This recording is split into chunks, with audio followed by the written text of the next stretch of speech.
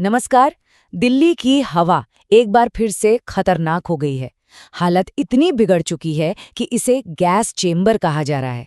तो आज हम यही समझने वाले हैं कि ये संकट इतना गहराया कैसे और अब सरकार इससे निपटने के लिए क्या इमरजेंसी कदम उठा रही है।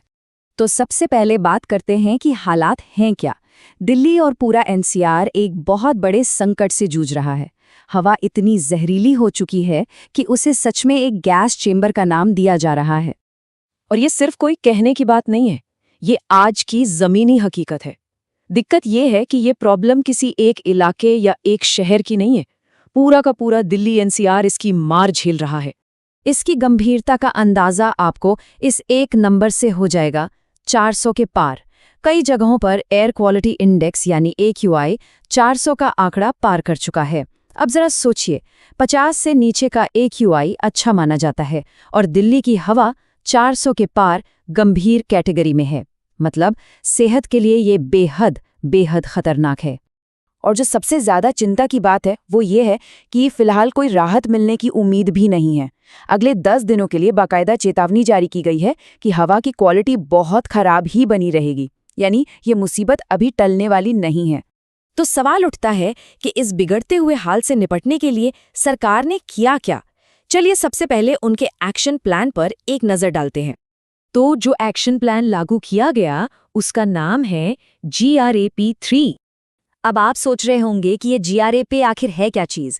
देखिए, GRAP का मतलब है ग्रेडेड रिस्पॉन्स एक्शन प्लान। इसे आप एक तरह का इमरजेंसी सिस्टम समझ सकते हैं। जैसे जैसे हवा खराब होती जाती है, इसके अलग अलग स्टेज लागू होते जाते हैं और नियम और भी सख्त कर दिए जाते हैं।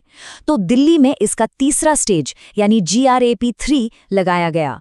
लेकिन सबसे बड़ा सवाल तो ये था कि क्या ये प्लान काम आया? खैर, जो नतीजे सामने आए वो एक अलग ही कहानी कह रहे हैं। इस टाइमलाइन को देखिए, सारी बात एकदम साफ हो जाएगी। 11 नवंबर को GRAP 3 लागू तो कर दिया गया, लेकिन हुआ क्या? नतीजा 0। हवा की क्वालिटी में बिल्कुल कोई सुधार नहीं हुआ। AQI का वो खतरनाक आंकड़ा 400 से नीचे आया ही नहीं। तो मतलब साफ है, ग्रैप 3 को लागू करने के बाद भी ये संकट टला नहीं, ये उपाय काफी नहीं थे। अच्छा, तो जब शुरुआती प्लान फेल हो गया तो सरकार को जाहिर है अपनी स्ट्रैटेजी बदलनी पड़ी और नियम और भी सख्त करने पड़े। तो अब देखते हैं कि ये नए और सख्त नियम हैं क्या। तो सवाल ये उठता है कि जब पहला प्लान काम नहीं आया तो अब सरकार कर क्या रही है। तो अब सरकार ने 3 बड़े और सख्त कदम उठाए हैं। नंबर 1, प्राइवेट ऑफिसों को कहा गया है कि वो 50% स्टाफ को work from home they. Number 2, जितने भी गैर जरूरी कंस्ट्रक्शन के काम हैं उन पर पूरी तरह से रोक लगा दी गई है। और तीसरा, जो पुरानी BS4 डीजल गाड़ियां हैं उन पर जो पाबंदियां थीं उन्हें और भी सख्ती से लागू किया जा रहा है। अच्छा, यहाँ एक इंटरेस्टिंग बात है। टेक्निकली देखा जाए तो सरकार ने GRAP का चौथा स्टेज लागू नहीं किया है, बल्कि ये जो नए और सख्त नियम हैं इन्हें GRAP 3 के अंदर ही लागू किया जा रहा है। मतलब उसी स्टेज में कोशिशों को और तेज कर दिया गया है। तो अब सवाल ये है कि इन नए सख्त नियमों के पीछे लॉजिक क्या है। क्या इनसे वाकई हालात सुधरेंगे? चलिए इसको समझते हैं। देखिए, इस बार जो स्ट्रैटेजी है वो सीधे प्रदूषण की जड़ पर हमला करने की है। ये जो नए नियम हैं ये सीधे उन वजहों को टारगेट कर रहे हैं जो दिल्ली की हवा में सबसे ज्यादा जहर घोलती हैं। अब इस स्ट्रैटेजी के पीछे का डेटा समझिए। आंकड़े हमें ये बताते हैं कि दिल्ली का जो PM 2.5 पोल्यूशन है, मतलब हवा में जो सबसे बारीक और सबसे खतरनाक कण होते हैं, उनमें से करीब 15% तो सिर्फ और सिर्फ गाड़ियों की वजह से होता है। और बस यहीं पर सरकार का फैसला जुड़ जाता है।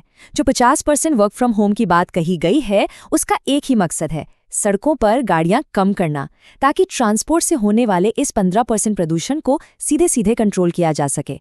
तो सरकार ने अपनी कोशिशें और तेज कर दी हैं, प्रदूषण की बड़ी वजहों पर भी निशाना साधा है। लेकिन सबसे बड़ा सवाल अब भी वही है, क्या ये नए सख्त कदम दिल्ली की जहरीली हवा को साफ करने के लिए काफी होंगे?